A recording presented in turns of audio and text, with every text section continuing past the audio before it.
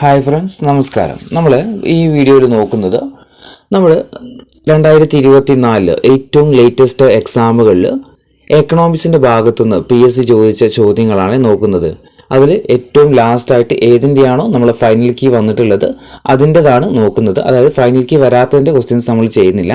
കാരണം ക്യാൻസൽ എങ്ങാനും വന്നു കഴിഞ്ഞാൽ നമ്മൾ തെറ്റ് പഠിക്കണ്ടല്ലോ എന്ന് ഓർത്തിട്ട് ഫൈനൽ കീ വന്ന എക്സാമുകളിൽ ഏറ്റവും ലേറ്റസ്റ്റ് ആയിട്ട് നടന്ന, അതായത് നമ്മൾ ജൂലൈയിൽ നിന്ന് ബാക്കോട്ടാണ് തുടങ്ങുന്നത്, അതിൽ ഫൈനൽ കീ വന്ന എക്സാമുകളിൽ ഏതൊക്കെയാണോ എക്കണോമിക്സിൻ്റെ ഭാഗത്തുനിന്ന് ചോദിച്ചത് ആ ക്വസ്റ്റ്യൻസ് ആണ് നമ്മൾ വർക്കൗട്ട് ചെയ്യുന്നത് കേട്ടോ. അപ്പോൾ ഒന്നാമത്തെ ചോദ്യം ഇതാണ്: പ്ലാനിംഗ് കമ്മീഷൻ്റെ പുതിയ പേരെന്താണ്? പ്ലാനിംഗ് കമ്മീഷൻ്റെ പുതിയ പേരെന്താണ്? എന്താ പ്ലാനിംഗ് കമ്മീഷൻ്റെ പുതിയ പേരെന്ന് പറയുന്നത്? നീതി ആയോഗ് ആണല്ലേ. ഓപ്ഷൻ ഡി ആണ്, നീതി ആയോഗ് എന്നുള്ളതാണ് ഏത് പ്ലാനിംഗ് കമ്മീഷൻ്റെ പുതിയ പേരെന്ന് പറയുന്നത്.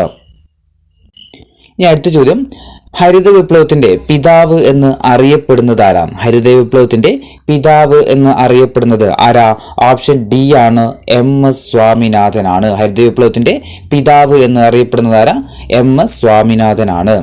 ഇനി ഗ്രാമവികസനത്തിന് ഗ്രാമീണ വായ്പ നൽകുന്ന പ്രധാനപ്പെട്ട ധനകാര്യ സ്ഥാപനം ഏതാണ്? ഗ്രാമവികസനത്തിന് വേണ്ടിയിട്ട് ഗ്രാമീണ വായ്പ നൽകുന്ന ഏറ്റവും പ്രധാനപ്പെട്ട ധനകാര്യ സ്ഥാപനം ഏതാണ്? ഏതാ? ഓപ്ഷൻ ഡി ആണ്, നബാർഡ് ആണ് അല്ലെ. ഓപ്ഷൻ ഡി നബാർഡ് ആണ്. ഗ്രാമവികസനത്തിന് ഗ്രാമീണ വായ്പ നൽകുന്ന പ്രധാനപ്പെട്ട ധനകാര്യ സ്ഥാപനമാണ് ഇത്, നബാർഡ്. ഇനി സാധനങ്ങളുടെ വില തുടർച്ചയായിട്ട് വർദ്ധിക്കുന്ന പ്രതിഭാസത്തിന് പറയുന്ന പേരെന്താണ്? സാധനങ്ങളുടെ വില തുടർച്ചയായിട്ട് വർദ്ധിക്കുന്ന പ്രതിഭാസത്തിന് പറയുന്ന പേരെന്താണ്? എന്താ? ഓപ്ഷൻ സി ആണ്, പണപ്പെരുപ്പം എന്നാണ്. ഓപ്ഷൻ സി പണപ്പെരുപ്പമാണ്. സാധനങ്ങളുടെ വില തുടർച്ചയായിട്ട് വർദ്ധിക്കുന്ന പ്രതിഭാസത്തിന് പറയുന്ന പേരെന്താ? പണപ്പെരുപ്പമാണ്. ഇനി സാമ്പത്തിക വളർച്ച അളക്കുന്ന പ്രധാന അളവുകോൽ ഏതൊക്കെയാണ്? സാമ്പത്തിക വളർച്ച അളക്കുന്ന പ്രധാന അളവുകോൽ ഏതൊക്കെയാണ്? ഏതാ? ഓപ്ഷൻ ബി ആണ്, GDP ആണ്, ഗ്രോസ് ഡൊമസ്റ്റിക് പ്രൊഡക്റ്റ് ആണ്. Option B gross domestic product ആണ്. സാമ്പത്തിക വളർച്ച അളക്കുന്ന പ്രധാന അളവുകോലാണ് ഇത്, ഗ്രോസ് ഡൊമസ്റ്റിക് പ്രൊഡക്റ്റ്. ഇനി 18ാമത്തെ ചോദ്യം: 2024-25 യൂണിയൻ ബജറ്റ് പാർലമെന്റിൽ അവതരിപ്പിച്ചതാരാണ്? 2024-25 വർഷത്തെ യൂണിയൻ ബജറ്റ് പാർലമെന്റിൽ അവതരിപ്പിച്ചത് ആരായിരുന്നു? ഓപ്ഷൻ ബി ആണ്, നിർമ്മല സീതാരാമൻ അല്ലെ. നിർമ്മല സീതാരാമനാണ്. 2024-25 വർഷത്തെ യൂണിയൻ ബജറ്റ് അവതരിപ്പിച്ചതാര? നിർമ്മല സീതാരാമനാണ്. ഇനി 18ാമത്തെ ചോദ്യമാണ്. ഇത് വേറെ ക്വസ്റ്റ്യൻ പേപ്പറാണ്, അപ്പോൾ നമ്പറിൽ വ്യത്യാസം ഉണ്ടാവേ. തന്നിട്ടുള്ളതിൽ 4ാം പഞ്ചവത്സര പദ്ധതിയുമായി ബന്ധപ്പെട്ടിട്ട് ശരിയായത് ഏതൊക്കെയാണെന്ന് കണ്ടെത്താം. തന്നിട്ടുള്ളതിൽ 4ാം പഞ്ചവത്സര പദ്ധതിയുമായി ബന്ധപ്പെട്ടിട്ട് ഏതൊക്കെയാണ് ശരിയായിട്ടുള്ളത്? നിങ്ങൾ ജസ്റ്റ് ഒന്ന് പൗസ് ചെയ്യുക, എന്നിട്ട് ആൻസർ നോക്കുക. ഏതൊക്കെയാ ഇതിൽ 4ാം പഞ്ചവത്സര പദ്ധതിയുമായി ബന്ധപ്പെട്ട് ശരിയായത്? ഒന്നാമത്തത് 1969 1974 കാലഘട്ടത്തിൽ നടപ്പിലാക്കി. ശരിയാണോ? 4ാം പഞ്ചവത്സര പദ്ധതി ശരിയല്ലേ? 1969 74 ഘട്ടത്തിലാണ് ഏത് നടപ്പിലാക്കുന്നത്? 4ാം പഞ്ചവത്സര പദ്ധതി നടപ്പിലാക്കുന്നത് ശരിയാണല്ലേ. അപ്പൊ നമുക്ക് എന്ത് ചെയ്യാന്നറിയാം? ഓപ്ഷൻ കട്ട് ചെയ്താലോ? ഒന്നും ഇല്ലാത്തതൊക്കെ നമുക്ക് വെട്ടിക്കളഞ്ഞൂടെ? ശരിയായ പ്രസ്താവനയാണ് നമ്മളോട് കണ്ടെത്താൻ പറഞ്ഞിരിക്കുന്നത്. അപ്പോൾ ഒന്നില്ലാത്ത ഓപ്ഷൻസ് ഒക്കെ നമുക്ക് വെട്ടിക്കളയാം. ഇതിൽ ഏതിലേക്കാണ് ഒന്നില്ലാത്തത്? ഓപ്ഷൻ ബിയിൽ എന്തില്ല? ഒന്നില്ല. നമ്മൾ ഓപ്ഷൻ ബി വെട്ടിക്കളഞ്ഞ്. രണ്ടാമത്തത് മഹലനോബിസ് മാതൃക എന്ന പേരിൽ പ്രസിദ്ധമാണ്. മഹലനോബിസ് എന്ന പേരിൽ പ്രസിദ്ധമാണ് ഏത്? 4ാം പഞ്ചവത്സര പദ്ധതി. ശരിയാണോ? തെറ്റാണല്ലേ. 2ാമത്തെ പഞ്ചവത്സര പദ്ധതിയാണ് ഏത്? മഹലനോബിസ് മാതൃക എന്ന് അറിയപ്പെടുന്നത്. അപ്പൊ നമ്മളോട് ശരിയായ പ്രസ്താവനയാണ് കണ്ടെത്താൻ പറഞ്ഞിരിക്കുന്നത്. അതുകൊണ്ട് നമുക്ക് എന്ത് ചെയ്യാം? 2 ഉള്ളതൊക്കെ നമുക്ക് വെട്ടിക്കളയാം. 2 ഉള്ളതെല്ലാം നമ്മൾ വെട്ടിക്കളയാൻ പോവാണ്. ഓപ്ഷൻ എയിൽ 2 ഉണ്ട്, അപ്പൊ നമ്മൾ വെട്ടി. ഓപ്ഷൻ സിയിൽ 2 ഉണ്ടോ? 2 ഇല്ല. ഓപ്ഷൻ ഡിയിലോ? ഓപ്ഷൻ ഡിയിൽ 2 ഉണ്ട്, അതും നമ്മൾ വെട്ടിക്കളഞ്ഞു. നമ്മൾ വായിക്കേണ്ട ആവശ്യമൊന്നുമില്ല. ഓപ്ഷൻ നമുക്ക് ഇനി ഏതേ ബാക്കിയുള്ളൂ? ഓപ്ഷൻ സി മാത്രമല്ലേ. 1, 3, 4 എന്നുള്ള ഓപ്ഷൻ ശരിയായിരിക്കും അപ്പം കേട്ടോ. അപ്പൊ നമുക്ക് ജസ്റ്റ് എന്നാലും നോക്കാം. 3ാമത്തെ ഓപ്ഷൻ എന്താ? ഗാഡ്ഗിൽ മോഡൽ എന്നറിയപ്പെടുന്നു, അല്ലെങ്കിൽ ഗാഡ്ഗിൽ മോഡൽ നടപ്പിലാക്കി. അതെന്താണ്? ശരിയായിട്ടുള്ള പ്രസ്താവനയാണ്. 4ാമത്തത് ഇന്ത്യയിലെ പ്രഥമ ബാങ്ക് ദേശ ദേശസാൽക്കരണം നടന്നത് ഈ കാലഘട്ടത്തിലാണ്. അതും എന്താണ് ശരിയായിട്ടുള്ള പ്രസ്താവനയിൽ 1969 ഇന്ത്യയിൽ ആദ്യമായിട്ട് ബാങ്ക് ദേശസാൽക്കരണം നടക്കുന്നത്. അപ്പോൾ നമ്മൾ എന്ത് ചെയ്യാന്നറിയോ, ഓപ്ഷൻസ് കട്ട് ചെയ്യുന്ന രീതി കൂടി പഠിച്ചു കഴിഞ്ഞാൽ നമുക്ക് ആൻസറിലേക്ക് എത്താൻ കഴിയും. ഇനി അടുത്ത ചോദ്യം, താഴെ പറയുന്നവര് നീതി ആയോഗിനെ സംബന്ധിച്ചിട്ട് തെറ്റായ പ്രസ്താവന, ഇവിടെ തെറ്റാണ് വേണ്ടത്, തെറ്റായ പ്രസ്താവന ഏതാന്ന് കണ്ടെത്താം. നിങ്ങൾ വായിച്ചു നോക്കുക, എന്നിട്ട് ഇതിൽ ഏതാണ് തെറ്റായ പ്രസ്താവന എന്നുള്ളത് കണ്ടെത്താം. നമുക്ക് ഓപ്ഷൻസ് ഒന്ന് വായിച്ചു നോക്കിയാലോ. ഒന്നാമത്തത്, നീതി ആയോഗ് 2015 ജനുവരി 1 രൂപീകരിക്കപ്പെട്ടു. ശരിയാണ്. 2015 ജനുവരി 1 ഏത് രൂപീകരിക്കുന്നത്? നീതി ആയോഗ് രൂപീകരിക്കുന്നത്. രണ്ടാമത്തത്, ഇന്ത്യ ഗവൺമെന്റിന്റെ പ്രധാന പരിപാടിയായ ചിന്താ സംഭരണി അല്ലെങ്കിൽ തിങ്ക് ടാങ്ക് ആണ് ഏത്? നീതി ആയോഗ് എന്ന് പറയുന്നത്. ശരിയാണ്. ഇന്ത്യ ഗവൺമെന്റിന്റെ തിങ്ക് ടാങ്ക് എന്നറിയപ്പെടുന്നത് ഏതാ? നീതി ആയോഗ് ആണ്. മൂന്നാമത്തത്, നീതി ആയോഗ് സഹകരണ ഫെഡറലിസത്തെ പ്രോത്സാഹിപ്പിക്കുന്നുണ്ട്. സഹകരണ ഫെഡറലിസത്തെ പ്രോത്സാഹിപ്പിക്കുന്നുണ്ട്. ശരിയാണ്. അതും എന്താണ് ശരിയായിട്ടുള്ള പ്രസ്താവനയാണ്. നീതി ആയോഗ് ഒരു ഭരണഘടനാ സംവിധാനമാണ്. ആണോ? ഒരു ആർട്ടിക്കിളൊക്കെ ഉണ്ടോ നീതി ആയോഗിന്? ഇല്ല. അപ്പൊ അതെന്താണ് തെറ്റായിട്ടുള്ള പ്രസ്താവനയാണ്. നീതി ആയോഗ് ഒരു ഭരണഘടനാ സംവിധാനമാണ് എന്ന് പറയുന്നത് എന്താ? തെറ്റായിട്ടുള്ള പ്രസ്താവനയാണ്. എന്താ നീതി ആയോഗ് എന്ന് പറയുന്ന ഒരു എക്സിക്യൂട്ടീവ് ബോഡിയാണ് ഏത്? നമ്മുടെ നീതി ആയോഗ് എന്നുള്ള കാര്യം ഓർത്തു നോക്കുക. അപ്പൊ ഇതിൽ തെറ്റായിട്ടുള്ള പ്രസ്താവന ഏതാ? ഓപ്ഷൻ ഡി ആണ്. നീതി ആയോഗ് ഒരു ഭരണഘടനാ സംവിധാനമാണ് എന്നുള്ളത് തെറ്റായിട്ടുള്ള പ്രസ്താവനയാണ്. ഇനി അടുത്തതൊരു ഡിഗ്രി ലെവലിന് വന്ന ക്വസ്റ്റ്യൻ പേപ്പറാണ്. ഇന്ത്യയുടെ 12ാം പഞ്ചവത്സര പദ്ധതിയുടെ പ്രധാന ആശയം താഴെ പറയുന്നവയിൽ ഏതൊക്കെയാണ്? ഇന്ത്യയുടെ 12ാം പഞ്ചവത്സര പദ്ധതിയുമായി ബന്ധപ്പെട്ടിട്ട് ഏതാണ് ശരി എന്നുള്ളത് കണ്ടെത്താൻ വേണ്ടിയിട്ട് നിങ്ങൾ പോസ് ചെയ്യുക. എന്നിട്ട് എന്ത് ചെയ്യുക, നിങ്ങൾ തന്നെ ക്വസ്റ്റ്യൻ വായിക്കുക, എൻ്റെ ആൻസർ കണ്ടെത്താം. ഏതാ ഇതിൽ ആൻസർ ആയിട്ട് വരിക? ഓപ്ഷൻ ബി ആട്ടോ. വേഗതയേറിയതും കൂടുതൽ ഉൾക്കൊള്ളുന്നതുമായ സുസ്ഥിരമായ വളർച്ച എന്നുള്ളതായിരുന്നു എന്ത്? 12ാം പഞ്ചവത്സര പദ്ധതിയുടെ പ്രധാനപ്പെട്ട ആശയം എന്ന് പറയുന്നത്. അപ്പോൾ ഇന്ത്യയുടെ 12ാം പഞ്ചവത്സര അവസാനമായിട്ട് നടന്ന പഞ്ചവത്സര പദ്ധതിയായിരുന്നു 12ാമത് പഞ്ചവത്സര പദ്ധതി. അതിന്റെ ആശയമാണ് എന്ത്? വേഗതയേറിയതും കൂടുതൽ ഉൾക്കൊള്ളുന്നതുമായിട്ടുള്ള ഒരു സുസ്ഥിരമായ വളർച്ച. അവിടെയാണ് പോയിന്റ്. സുസ്ഥിരമായ വളർച്ചയായിരുന്നു നമ്മുടെ 12ാം പഞ്ചവത്സര പദ്ധതിയുടെ പ്രധാന ലക്ഷ്യം എന്ന് പറയുന്നത്. ഇനി അടുത്ത ചോദ്യം, ഇത് 17ാമത്തെ ചോദ്യം PSC ക്യാൻസൽ ചെയ്ത ക്വസ്റ്റ്യൻ ആണ്. 18ാമത്തെ ചോദ്യം, GSTക്ക് കീഴിലുള്ള ഇറക്കുമതിക്ക് താഴെ പറയുന്ന നികുതികളിൽ ഏതാണ് ചുമത്തുന്നത്? GSTക്ക് കീഴിലുള്ള ഇറക്കുമതിക്ക് താഴെ നൽകിയിരിക്കുന്ന നികുതികളിൽ ഏതാ ചുമത്തുന്നത്? ഏതാ? ഓപ്ഷൻ ബി ആണ് IGST കേട്ടോ. IGST എന്താ? IGST എന്ന് പറഞ്ഞു കഴിഞ്ഞാൽ integrated goods and service tax അല്ലേ, അതായത് സംയോജിത ചരക്ക് സേവന നികുതി. എന്തിനു വേണ്ടിയിട്ടാണ് ഇത്? നമ്മുടെ ചരക്കുകളുടെയും സേവനങ്ങളുടെയും അന്തർ സംസ്ഥാന ഇടപാടുകളുടെ നികുതി നിയന്ത്രിക്കാൻ വേണ്ടിയിട്ട് രൂപകൽപ്പന ചെയ്തിട്ടുള്ള ഒരു നികുതിയാണ് ഇത് IGST എന്ന് പറയുന്നത്, അല്ലെങ്കിൽ നമ്മുടെ integrated goods and service tax എന്ന് പറയുന്നത്. ഓർത്തു നോക്കുക, GSTക്ക് കീഴിലുള്ള ഇറക്കുമതിക്ക് താഴെ പറയുന്ന നികുതികൾ ഏതാണ് ചുമത്തുന്നത് ചോദിച്ചാൽ ഏതാ? IGST ആണ്. ഇനി അടുത്തത്, ഫലപ്രദമായ റവന്യൂ കമ്മി ഏതിന് തുല്യമാണ്? ഫലപ്രദമായ റവന്യൂ കമ്മി എന്തിന് തുല്യമാണ്? ഏതാ? ഓപ്ഷൻ എ ആട്ടോ. റവന്യൂ കമ്മി മൈനസ് മൂലധന ആസ്തികൾ സൃഷ്ടിക്കുന്നതിനുള്ള ഗ്രാന്റ് ഇൻ എയ്ഡ് എന്നുള്ളതാണ് ഇതിന്റെ ആൻസർ ആയിട്ട് വരുന്നത്. അപ്പോൾ ക്വസ്റ്റ്യൻ നോക്കുക, ഫലപ്രദമായ റവന്യൂ കമ്മി എന്തിന് തുല്യമാണ് അല്ലെങ്കിൽ ഏതിന് തുല്യമാണെന്ന് ചോദിച്ചാൽ റവന്യൂ കമ്മി മൈനസ് മൂലധന ആസ്തികൾ സൃഷ്ടിക്കുന്നതിനുള്ള ഗ്രാന്റ് ഇൻ എയ്ഡ് എന്നുള്ളതാണ് ഇതിന്റെ ആൻസർ ആയിട്ട് വരുന്നത്. ഇനി 2024 സാമ്പത്തിക വർഷത്തെ സർവേയുടെ ബദലാണ് the Indian economy a review എന്ന തലക്കെട്ടിലുള്ള റിപ്പോർട്ട് എഴുതിയതാരാണ്? 2024 സാമ്പത്തിക സർവേയുടെ ബദലാണ് the Indian economy a review എന്ന തലക്കെട്ടിലുള്ള റിപ്പോർട്ട് എഴുതിയത് ആരാ? ഓപ്ഷൻ സി ആണ്. വി അനന്ത നാഗേശ്വരനാണ്. വി അനന്ത നാഗേശ്വരൻ. ആരായിരുന്നു ഈ വി അനന്ത നാഗേശ്വരൻ അയ്യർ എന്ന് പറയുന്നത്? ഇദ്ദേഹം നമ്മുടെ കേന്ദ്ര ഗവൺമെന്റിന്റെ 18ാമത് ചീഫ് എക്കണോമിക് അഡ്വൈസർ ആയിരുന്ന വ്യക്തിയായിരുന്നു ആര്? വി അനന്ത നാഗേശ്വരൻ. ഇദ്ദേഹത്തിന് എന്താ പറഞ്ഞത്? 2024 സാമ്പത്തിക സർവേയുടെ ബദലാണ് the Indian economy a review എന്ന തലക്കെട്ടിൽ റിപ്പോർട്ട് എഴുതിയ വ്യക്തിയായിരുന്നു ആര്? വി അനന്ത നാഗേശ്വരൻ. ഇനി അടുത്ത ക്വസ്റ്റ്യൻ, 16ാമത്തെ ചോദ്യം, GSTയെ കുറിച്ച് താഴെ പറയുന്നവയിൽ ഏതാണ് തെറ്റ്? GSTയെ സംബന്ധിച്ചിട്ട് താഴെ പറയുന്നതിൽ ഏതാണ് തെറ്റായ പ്രസ്താവനകൾ എന്ന് കണ്ടെത്താൻ വേണ്ടിയിട്ടാണ്. ജസ്റ്റ് ഒന്ന് വായിച്ചു നോക്കിയാൽ നിങ്ങൾ ഏതൊക്കെയാ ഇതിൽ തെറ്റായിട്ട് വരുന്നത്? ഒന്നാമത്തത്, GST കൗൺസിൽ എല്ലാ സംസ്ഥാനങ്ങളുടെ മുഖ്യമന്ത്രിമാരും പ്രധാനമന്ത്രിയും ഉൾപ്പെടുന്നുണ്ട്. ശരിയാണോ? തെറ്റായിട്ടുള്ള പ്രസ്താവന. GST കൗൺസിൽ ആരാ? എല്ലാ സംസ്ഥാന ധനകാര്യ മന്ത്രിമാരും അതേപോലെ GST കൗൺസിലിന്റെ ചെയർമാൻ ആരാന്ന് വെച്ചാൽ ആരാ? കേന്ദ്ര ധനകാര്യ മന്ത്രിയുമാണ്. അപ്പോൾ ഒന്നാമത്തത് തെറ്റായിട്ടുള്ള പ്രസ്താവനയാണ്. 2, പരോക്ഷ നികുതി സംബന്ധിച്ച കെൽക്കർ ടാക്സ് ഫോഴ്സ് ആദ്യമായിട്ട് ഇന്ത്യയിൽ രാജ്യവ്യാപക GST എന്ന ആശയം മുന്നോട്ട് വെച്ചു. ശരിയാണ്. മൂന്നാമത്തത്, ഇന്ത്യൻ പ്രധാനമന്ത്രിയാണ് GST കൗൺസിലിന്റെ അധ്യക്ഷൻ. അതെന്താണ്? തെറ്റാണ്. നമ്മൾ പറഞ്ഞു ആരാ? കേന്ദ്ര ധനകാര്യ മന്ത്രിയാണ് GST കൗൺസിലിന്റെ അധ്യക്ഷൻ എന്ന് പറയുന്നത്. അപ്പൊ തെറ്റായ പ്രസ്താവനകൾ ഏതൊക്കെയാ? 1ഉം 3ഉമാണ് തെറ്റായിട്ടുള്ള പ്രസ്താവനകൾ അല്ലെ. അപ്പം ഓപ്ഷൻ ബി ആണ്. 1ഉം 3ഉമാണ് തെറ്റായിട്ടുള്ള പ്രസ്താവനകൾ.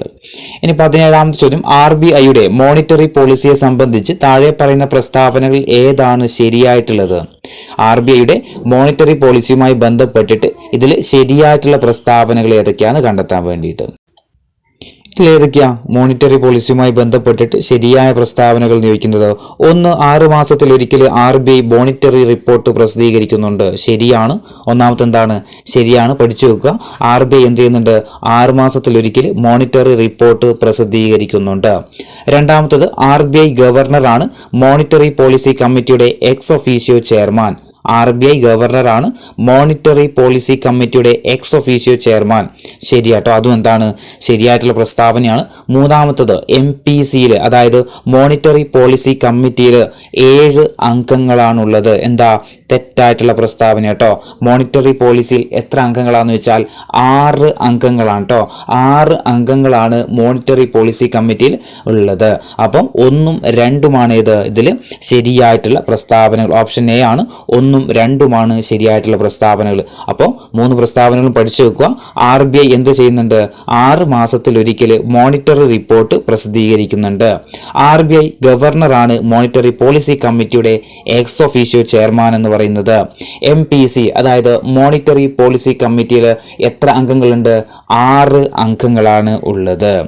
ഇനി അടുത്തത് 18ാമത്തെ ചോദ്യം, ഓട്ടോമാറ്റിക് ഫിസിക്കൽ സ്റ്റെബിലൈസേഴ്സ് എന്നാൽ എന്താണ്? ഓട്ടോമാറ്റിക് ഫിസിക്കൽ സ്റ്റെബിലൈസേഴ്സ് എന്ന് പറഞ്ഞാൽ എന്താ? ജസ്റ്റ് ഒന്ന് പൗസ് ചെയ്യാം, എന്നിട്ട് നിങ്ങൾ ഓപ്ഷൻ വായിക്കുന്നാലും ഇതിൻ്റെ ആൻസർ ഞാൻ പറയാം. എന്താ ഇതിൻ്റെ ആൻസർ എന്നറിയോ? ഓപ്ഷൻ എ ആണ്. വരുമാനത്തിന്റെ നിലക്ക് വ്യത്യാസം വരുമ്പോൾ നികുതിക്കും ഗവൺമെന്റ് ട്രാൻസ്ഫോർമേഷനും ഉണ്ടാകുന്ന മാറ്റത്തെയാണ് ഓട്ടോമാറ്റിക് ഫിസിക്കൽ സ്റ്റെബിലൈസേഴ്സ് എന്ന് പറയുന്നത്. എന്താ ഓട്ടോമാറ്റിക് ഫിസിക്കൽ സ്റ്റെബിലൈസേഴ്സ് എന്ന് പറഞ്ഞു കഴിഞ്ഞാൽ വരുമാനത്തിന്റെ നിലക്ക് വ്യത്യാസം വരുമ്പോൾ നികുതിക്കും ഗവൺമെന്റ് ട്രാൻസ്ഫർ പേയ്മെന്റിനും ഉണ്ടാകുന്ന മാറ്റത്തെയാണ് എന്തെന്ന് പറയുന്നത്? ഓട്ടോമാറ്റിക് ഫിസിക്കൽ സ്റ്റെബിലൈസേഴ്സ് എന്ന് പറയുന്നത്. ഇനി 19ാമത്തെ ചോദ്യം, system of international income accounting പ്രകാരം താഴെ തന്നിരിക്കുന്ന പ്രസ്താവനകളിൽ ഏതാണ് ശരിയായിട്ടുള്ളത്?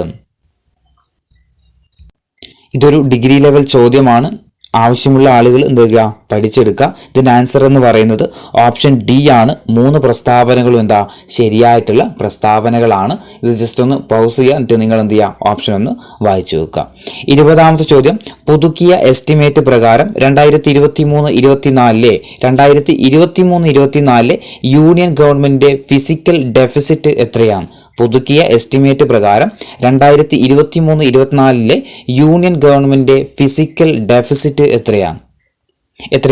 ഓപ്ഷൻ സി ആണ്. 5.8 ആണ്. 5.8% പുതുക്കിയ എസ്റ്റിമേറ്റ് പ്രകാരം 2023-24 യൂണിയൻ ഗവൺമെന്റിന്റെ ഫിസിക്കൽ ഡെഫിസിറ്റ് എന്ന് പറയുന്നത്. ഇതിൽ പറഞ്ഞ എത്ര 2023-24 വർഷത്തെയാ. ഇനി 2024-25 വർഷത്തെയാണ് ചോദിക്കുന്നതെങ്കിൽ അത് 4.9 ആണ് കേട്ടോ. 4.9 ആണ് ഫിസിക്കൽ ഡെഫിസിറ്റ് എന്ന് പറയുന്നത്. GDPയുടെ 4.9% 2024-25 വർഷത്തെ ഗവൺമെന്റിന്റെ ഫിസിക്കൽ ഡെഫിസിറ്റ് എന്ന് പറയുന്നത്. ഇനി അടുത്ത ചോദ്യം, ഇന്ത്യയിലെ പണനയത്തിന്റെ ഉപകരണങ്ങൾ ഏതൊക്കെയാണ്? തന്നിരിക്കുന്നതിൽ ഇന്ത്യയിലെ പണനയത്തിന്റെ ഉപകരണങ്ങൾ ഏതൊക്കെയാണെന്ന് കണ്ടെത്തുക. 1 മാർജിനൽ സ്റ്റാൻഡിംഗ് ഫെസിലിറ്റി റേറ്റ്, 2 കമ്മി ധനസഹായം, 3 നിയമാനുസൃത ലിക്വിഡിറ്റി റേഷ്യോ, 4 നികുതി നയങ്ങൾ. ഇതിലേതൊക്കെയാണ് ഇന്ത്യയിലെ പണനയത്തിന്റെ ഉപകരണങ്ങൾ? ഏതൊക്കെയാ ഇന്ത്യയിലെ പണനയത്തിന്റെ ഉപകരണങ്ങൾ? 1 മാർജിനൽ സ്റ്റാൻഡേർഡ് ഫെസിലിറ്റി റേറ്റും അതേപോലെ നിയമാനുസൃത ലിക്വിഡിറ്റി റേഷ്യോയുമാണ് ഇന്ത്യയിലെ പണനയത്തിന്റെ ഉപകരണങ്ങൾ എന്ന് പറയുന്നത്. ഏതൊക്കെയാ? മാർജിനൽ സ്റ്റാൻഡേർഡ് ഫെസിലിറ്റി റേറ്റും നിയമാനുസൃത ലിക്വിഡിറ്റി റേഷ്യോയുമാണ് ഇത് ഇന്ത്യയിലെ പണനയത്തിന്റെ ഉപകരണങ്ങൾ എന്ന് പറയുന്നത്. ഓപ്ഷൻ ബി ആണ്. 1ഉം 3ഉമാണ് ഇതിൽ ശരിയായിട്ടുള്ളത്. ഇനി അടുത്തത്, ഒരു സങ്കോചപരമായ ധനനയത്തിൽ സർക്കാർ എന്താണ് ചെയ്യുന്നത്? ഒരു സങ്കോചപരമായ ധനനയത്തിൽ സർക്കാർ എന്താ ചെയ്യുന്നത്? ഈ സങ്കോചപരമായ ധനനയം എന്ന് പറഞ്ഞു കഴിഞ്ഞാൽ, അതായത് ഈ പണപ്പെരുപ്പുള്ള സമയത്ത്, നമ്മുടെ രാജ്യത്ത് പണപ്പെരുപ്പുള്ള സമയത്ത് എന്ത് ചെയ്യുന്ന അറിയോ? നമ്മുടെ സർക്കാരിന് ചെലവുകളൊക്കെ കുറച്ചിട്ട് നികുതികൾ വർദ്ധിപ്പിക്കും. പണപ്പെരുപ്പുള്ള സമയത്ത് സർക്കാരിന്റെ ചെലവുകളൊക്കെ കുറച്ചിട്ട് നികുതികളൊക്കെ ഉയർത്തുന്നതിനെയാണ് എന്തെന്ന് പറയുന്നത് അറിയോ? ഒരു സങ്കോചപരമായ ധനനയം എന്ന് പറയുന്നത്. അങ്ങനെയാണെങ്കിൽ ഏതായിരിക്കും ഇതിൽ ആൻസർ വരിക? ഓപ്ഷൻ സി അല്ലേ അല്ലേ? കുറഞ്ഞ സർക്കാർ ചെലവുകളും അതേപോലെ ഉയർന്ന നികുതികളുമാണ്. അപ്പോൾ എന്താണ് സങ്കോചപരമായ ധനനയം എന്ന് പറഞ്ഞു കഴിഞ്ഞാൽ, നമ്മുടെ മാർക്കറ്റിൽ അല്ലെങ്കിൽ നമ്മുടെ രാജ്യത്ത് എന്ത് ചെയ്യാണ്? പണപ്പെരുപ്പം ഉണ്ടാകുന്ന സമയത്ത് സർക്കാരുകൾ ചെലവൊക്കെ കുറച്ചിട്ട് എന്ത് ചെയ്യും? നികുതി വർദ്ധിപ്പിക്കും. അതിനെയാണ് എന്തെന്ന് പറയുന്നത്? സങ്കോചപരമായ ധനനയം എന്ന് പറയുന്നത്. ഒരു നയം കൂടിയുണ്ട്, അത് വിപുലീകരണ നയം എന്ന് പറയും. എന്താ വിപുലീകരണ നയം? അതെന്താ? ഇതിന്റെ നേരെ ഓപ്പോസിറ്റ് ചെയ്യുന്നതിനാണ് ഇത് വിപുലീകരണ നയം എന്ന് പറയുന്നത്. വിപുലീകരണ നയം ഉപയോഗിക്കുന്നത് എപ്പോഴായിരിക്കും? അത് പണ ചുരുക്കമുള്ള സമയത്തായിരിക്കും ഇത് വിപുലീകരണ നയം ഉപയോഗിക്കുന്നത്. അപ്പോൾ ഈ 2 കാര്യങ്ങളും ഓർത്തു വെക്കുക. ഇനി അടുത്തത്, ഫാക്ടർ ചെലവില് GDP ഇതിന് തുല്യമാണ്. ഫാക്ടർ ചെലവില് GDP ഇതിന് തുല്യമാണ്. ഏതാ? ഓപ്ഷൻ ബി ആണ് അല്ലെ? ഓപ്ഷൻ എ ആണ്. വിപണി വിലയിൽ GDP മൈനസ് അറ്റ പരോക്ഷ നികുതി എന്നുള്ളത് കേട്ടോ. ഓപ്ഷൻ എ ആണ്. വിപണി വിലയിൽ GDP മൈനസ് അറ്റ പരോക്ഷ നികുതികൾ എന്നുള്ളതാണ് ഇത് ഫാക്ടർ ചെലവിൽ GDP എന്ന് പറയുന്നത്. ഇനി 19ാമത്തെ ചോദ്യം, സർക്കാർ ഇന്ത്യയിൽ ഇൻഷുറൻസ് റെഗുലേറ്ററി അതോറിറ്റി നടപ്പിലാക്കിയത് ഏത് പഞ്ചവത്സര പദ്ധതി കാലത്താണ്? സർക്കാർ ഇന്ത്യയിൽ ഇൻഷുറൻസ് റെഗുലേറ്ററി അതോറിറ്റി നടപ്പിലാക്കിയത് ഏത് പഞ്ചവത്സര പദ്ധതി കാലത്താണ്? ഏത് കാലത്തായിരുന്നു? 1999 ഏത് നിലവിൽ വരുന്നത്? ഇൻഷുറൻസ് റെഗുലേറ്ററി അതോറിറ്റി നിലവിൽ വരുന്നത്. അപ്പോൾ ഏതായിരിക്കും? ഓപ്ഷൻ ബി ആണ്. 9ാമത്തെ പഞ്ചവത്സര പദ്ധതിയിലാണ് ഇൻഷുറൻസ് റെഗുലേറ്ററി അതോറിറ്റി നിലവിൽ വന്നത്. ഇനി 20ാമത്തെ ചോദ്യം, എല്ലാ അസംഘടിത തൊഴിലാളികളെയും കേന്ദ്രീകൃത ഡാറ്റാബേസ് സൃഷ്ടിക്കുന്നതിനായിട്ട് താഴെ പറയുന്നവയിൽ ഏത് കേന്ദ്ര മന്ത്രാലയമാണ് ഇ-ശ്രം പോർട്ടൽ ആരംഭിച്ചത്? ഇ-ശ്രം പോർട്ടൽ ആരംഭിച്ചത് ഏത് മന്ത്രാലയമാണ്? ഇതൊക്കെ നമ്മൾ നോർമൽ നമ്മുടെ LD എക്സാമിനൊക്കെ ചോദിക്കാൻ പറ്റിയ ക്വസ്റ്റ്യനാണ്. ഏതാ? ഓപ്ഷൻ ഡി ആണ്. ലേബർ ആൻഡ് എംപ്ലോയ്മെന്റ് മന്ത്രാലയമാണ്. ലേബർ ആൻഡ് എംപ്ലോയ്മെന്റ് മന്ത്രാലയമാണ് ഏത് ആരംഭിച്ചത്? ഇ-ശ്രം പോർട്ടൽ ആരംഭിച്ചത്. അടുത്ത ചോദ്യം, താഴെ പറയുന്നവയിൽ നബാർഡുമായി ബന്ധപ്പെട്ടിട്ട് പ്രസ്താവനകൾ ഏതൊക്കെയാണ് ശരിയായിട്ടുള്ളത്? നബാർഡുമായി ബന്ധപ്പെട്ടിട്ട് ഏതൊക്കെയാണ് ശരിയായിട്ടുള്ളത്? ഓപ്ഷൻ വായിക്കുന്നില്ല, നിങ്ങൾ ആൻസർ നോക്കുക. ഏതൊക്കെയാണ് ഇത് ശരിയായിട്ട് വരുന്നത്? 1 കാർഷിക വായ്പയുടെ പരമോന്നത ബാങ്ക്. ശരിയാണോ? ശരിയാണ്. കാർഷിക വായ്പയുടെ എടുത്തു പറഞ്ഞിട്ടുണ്ട്. എന്താ? കാർഷിക വായ്പയുടെ പരമോന്നത ബാങ്ക്. ആ സ്ഥാനം മുംബൈയിലാണ്. ശിവരാമൻ കമ്മിറ്റിയുമായി ബന്ധപ്പെട്ടത് നബാർഡ് തന്നെയാണ്. 1982 ഏത് വരുന്നത്? നബാർഡ് വരുന്നത്. അപ്പൊ എന്താ? ഓപ്ഷൻ ഡി ആയിരിക്കും അല്ലെ? ഇവയെല്ലാം എന്താണ്? ശരിയായിട്ടുള്ള പ്രസ്താവനകളാണ്. അപ്പോൾ ഓർത്തു നോക്കുക, കാർഷിക വായ്പയുടെ പരമോന്നത ബാങ്ക് എന്നറിയപ്പെടുന്നത് ഏതാ? നബാർഡാണ്. 2 ആസ്ഥാനം എവിടെയാ? മുംബൈയിൽ തന്നെയാണ്. നബാർഡ് നിലവിൽ വരാൻ കാരണമായ കമ്മിറ്റിയാണ് ഇത് ശിവരാമൻ കമ്മിറ്റി. നിലവിൽ വന്ന വർഷം ഏതാ? 1982. ഇനി Indian institute of spices research സ്ഥിതി ചെയ്യുന്നത് എവിടെയാണ്? Indian institute of spices research സ്ഥിതി ചെയ്യുന്നത് എവിടെയാ? ഓപ്ഷൻ എ ആണ്, കോഴിക്കോട് ജില്ലയിലാണ്. 13ാമത്തെ ചോദ്യം, സ്വതന്ത്ര ഇന്ത്യയുടെ പ്ലാൻ ഹോളിഡേയുടെ കാലഘട്ടം ഏതാണ്? സ്വതന്ത്ര ഇന്ത്യയുടെ പ്ലാൻ ഹോളിഡേയുടെ കാലഘട്ടം ഏതായിരുന്നു? 66, 69 അല്ലെ? 1966, 69 കാലഘട്ടത്തിലായിരുന്നു ഏത്? ഇന്ത്യയുടെ പ്ലാൻ ഹോളിഡേയുടെ കാലഘട്ടം എന്ന് പറയുന്നത്. 14ാമത്തെ ചോദ്യം, 1991 പുത്തൻ സാമ്പത്തിക പരിഷ്കാരങ്ങൾ നടപ്പിലാക്കിയ പ്രധാനമന്ത്രി ആരാണ്? 1991 പുത്തൻ സാമ്പത്തിക പരിഷ്കാരങ്ങൾ നടപ്പിലാക്കിയ പ്രധാനമന്ത്രി ആരാണ്? നരസിംഹ റാവു ആണ്. ഓപ്ഷൻ സി, നരസിംഹ റാവു ആണ്. 1991 പുത്തൻ സാമ്പത്തിക പരിഷ്കാരങ്ങൾ നടപ്പിലാക്കിയ പ്രധാനമന്ത്രി നരസിംഹ റാവു ആണ്. ആ സമയത്ത് ആരായിരുന്നു ധനമന്ത്രി എന്ന് ചോദിച്ചാൽ അത് മൻമോഹൻ സിംഗ് ആട്ടോ. ആ സമയത്ത് ധനമന്ത്രി ആരാന്ന് വെച്ചാൽ മൻമോഹൻ സിംഗ് ആണ്. ഇനി അടുത്ത ചോദ്യം, ഭാരതീയ റിസർവ് ബാങ്കിന്റെ ആസ്ഥാനം എവിടെയാണ്? ഭാരതീയ റിസർവ് ബാങ്കിന്റെ ആസ്ഥാനം എവിടെയാണ് സ്ഥിതി ചെയ്യുന്നത്? ഓപ്ഷൻ ബി അല്ലെ, മുംബൈയിലാണ് ഏത് റിസർവ് ബാങ്കിന്റെ ആസ്ഥാനം സ്ഥിതി ചെയ്യുന്നത്.